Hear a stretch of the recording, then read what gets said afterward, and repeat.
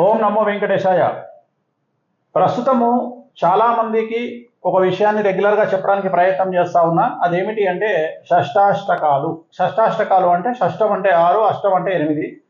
So 6:8, 6:8 అనేటువంటిది very dangerous combination in everywhere. So జాతకాలలో ప్రధానంగా చాలా వరకు చాలా తీవ్రమైనటువంటి నష్టాలు జరిగేటువంటి ఒక సమస్య షష్టాష్టకాలు. ఒక అబ్బాయి అమ్మాయి వివాహం చేసుకున్న, ఒక తల్లిదండ్రులకు కొడుకు లేదా కూతురు పుట్టిన, ఒక వ్యాపారస్తులు ఈ షష్టాష్టకాల్లో వ్యాపారస్తులు భాగస్వాములుగా ఉన్నా, లేదా కొన్ని సందర్భాల్లో తీవ్రమైనటువంటి యాక్సిడెంట్ జరగడానికి కారణము, అలాగే పెద్ద పెద్ద పదవుల్లో ఉన్నటువంటి వ్యక్తులు ఓడిపోవడము, గెలుస్తారు అనుకున్న వాళ్ళు ఓడిపోవడము, జీవితంలో ఐఏఎస్లు ఐపీఎస్లుగా స్థిరపడాల్సినటువంటి వాళ్ళు ఉద్యోగాలు రావాల్సినటువంటి రాకపోవడము, అంటే రాజయోగానికి వెళ్ళాల్సినటువంటి వాళ్ళు వెళ్ళకపోవడానికి గల కాంబినేషన్స్ షష్టాష్టకాలు అంటారు. సో చాలా ఈజీగా ఒక చార్ట్ వేశాను నేను, మీకు అర్థమయ్యే భాషలో చూసుకోండి ఒకసారి. సో సపోజ్ మీ ఇంట్లో మేషరాశి వాళ్ళు ఉన్నారనుకుందాం. మేషరాశి వాళ్ళు ఉంటే మీ ఇంట్లో భార్యాభర్తలు కానీ, సంతానం కానీ, కన్యా కానీ, వృశ్చిక రాశి వాళ్ళు కానీ ఉండవద్దు. ఇది గుర్తుంచుకోండి. దీన్ని షష్టాష్టకాలు అంటారు. రెండోది వృషభ రాశి.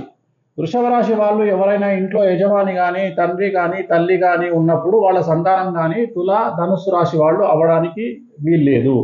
అలాగే మూడవది మిథున రాశి. మిథున రాశి జాతకంలో ఉండేటువంటి భార్యాభర్తలు కానీ, సంతానం కానీ ఎవరైనా సరే ఉన్నప్పుడు వాళ్ళల్లో ఇంకొకళ్ళు కుటుంబ సభ్యుల్లో వృశ్చిక రాశి, మకర రాశి వాళ్ళు ఉండడానికి వీల్లేదు. అలాగే నాలుగోది కర్కాటక రాశి. కర్కాటక రాశి వాళ్ళు ఉన్నప్పుడు ఇతరులు తల్లి, కూతురు, తండ్రి, కొడుకు, ఈ ధనుస్సు రాశి, కుంభరాశి వాళ్ళు ఉండడానికి వీల్లేదు. నెక్స్ట్ ఐదవ రాశి అయినటువంటి సింహరాశి కనుక తీసుకున్నట్లయితే, సింహరాశి వాళ్ళు ఇంట్లో ఎవరైనా ఉన్నప్పుడు ఇంకొక క్యారెక్టరు కొడుకు, కూతురు, తల్లి, తండ్రి ఎవరు కూడా మకరం మరియు మీనరాశి వాళ్ళు ఉండడానికి వీల్లేదు. అలాగే ఆరవది కన్యా రాశి. ఎవరైనా భార్యాభర్తలు, కూతురు, కొడుకు ఉన్నప్పుడు మిగతా వాళ్ళు ఎవరు కూడా కుంభరాశి మరియు మేషరాశికి సంబంధించిన వాళ్ళు ఉండడానికి వీల్లేదు. నెక్స్ట్ ఏడవ రాశి తులారాశి. తులారాశి వాళ్ళు ఎవరైనా జాతకంలో తులారాశి వాళ్ళు ఉన్నప్పుడు తల్లి, తండ్రి, కొడుకు, కూతురు ఉన్నప్పుడు మిగతా వాళ్ళు ఎవరు కూడా మీనరాశి మరియు వృషభ రాశి వాళ్ళు ఉండడానికి వీల్లేదు. అలాగే ఎనిమిదవటి వృశ్చిక రాశి. వృశ్చిక రాశి వాళ్ళు ఉన్నప్పుడు ఆ కుటుంబంలో ఇతరులు మేషరాశి, మిథునరాశి వాళ్ళు ఉండడానికి వీల్లేదు. నెక్స్ట్ తొమ్మిదవది ధనుసు రాశి వాళ్ళు ఒకళ్ళు ఉన్నప్పుడు వృషభ రాశి, కర్కాటక రాశి వాళ్ళు ఉండడానికి వీల్లేదు. అలాగే 10వ రాశి అయినటువంటి మకర రాశికి సంబంధించి ఎవరైనా ఉన్నప్పుడు మిథున రాశి, సింహరాశి వాళ్ళు ఉండడానికి వీల్లేదు. 11వ రాశి అయినటువంటి కుంభరాశి వాళ్ళు ఒకవేళ కుటుంబంలో ఉంటే మిగతా వాళ్ళు ఎవరు కూడా కర్కాటక రాశి, కన్యా రాశి వాళ్ళు ఉండడానికి వీల్లేదు. చివరిదైనటువంటి 12వ రాశి మీనరాశి అయినప్పుడు అపోజిట్లో తల్లి, తండ్రి, కొడుకు, కూతురు ఎవరైనా సరే ఇతరులు ఎవరు కూడా సింహరాశి, తులారాశి ఉండడానికి వీల్లేదు.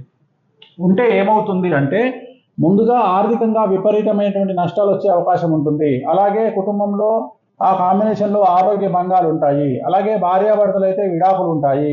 లేదంటే సంతానం అనేటువంటిది ఉండకపోవచ్చు, లేదా సంతాన నష్టం అనేటువంటిది ఉండొచ్చు. ఒకవేళ పుట్టిన సంతానానికి ఆటిజం ఉండొచ్చు. అలాగే కుటుంబంలో ఒకవేళ షష్టాష్టకాలు ఉంటే ప్రాణగండాలు ఉండొచ్చు. లేదా మనం చాలా వరకు చూస్తుంటాం, విపరీతంగా చాలా డబ్బులు సంపాదించి సడన్గా ధన నష్టాన్ని మనం చూస్తూ ఉంటాం. ఆ ధన నష్టం అనేటువంటిది ఉండొచ్చు. వ్యాపారంలో నష్టం ఏర్పడే అవకాశాలు ఉండొచ్చు. లేదా సంతానం లేకపోవడం అనేటువంటిది ఉండొచ్చు.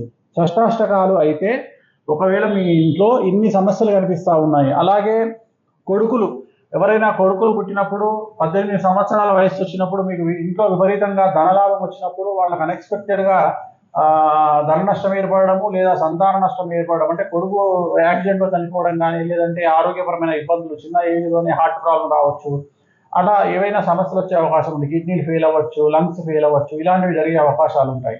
సో వీటికి సంబంధించి ధన నష్ట నివారణ కానీ, లేదా ఆరోగ్య సమస్య నివారణ కానీ, ఇలాంటివన్నిటికి సంబంధించినటువంటి రెమెడీ ఉంటుంది. షష్టాష్టక దోష నివారణ అని ఒకటి రెమెడీ ఉంటుంది. ఆ రెమెడీ కనుక చేయించుకున్నట్లయితే షష్టాష్టక దోషము అనేటువంటిది నథింగ్ బట్ సింపుల్గా మీకు అర్థమయ్యే భాషలో చెప్పాలి అంటే పాలు ప్లస్ ఉప్పు కలిస్తే షష్టాష్టకాలు. అంటే పాలల్లో ఉప్పు వేస్తే పాలు విరిగిపోతాయి. సో పాలల్లో ఉప్పు వేస్తే విరిగిపోతుంది అంటే ఒకళ్ళ లైఫ్ డబ్బు వల్ల కానీ, ప్రాణగండం వల్ల కానీ నాశనం అవుతుంది షష్టాష్టకాలు అంటే. అలా ఉండడానికి షష్టాష్టకాల రెమెడీ చేసుకుంటే ఖచ్చితంగా రాబోయే సమస్యల నుండి విముక్తి అనేటువంటిది ఏర్పడుతుంది. ఓం నమో వెంకటేశాయ.